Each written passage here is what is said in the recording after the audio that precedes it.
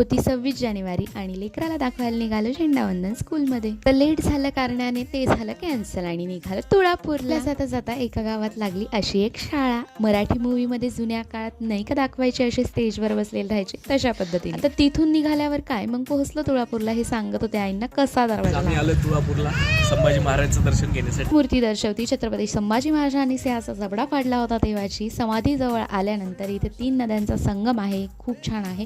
त्यानंतर संगमेश्वर मंदिर आहे, इथे महादेवांचं मंदिर आहे, शिवाजी महाराजांच्या अगोदरचं मंदिर आहे, म्हणजे किती जुन्या काळातलं मंदिर आहे तुम्ही बघू शकताय. हे दोघं बसले होते बापले असे काही नामस्मरण करत. आणि आपण घेऊयात छान असं पिंडीचं दर्शन.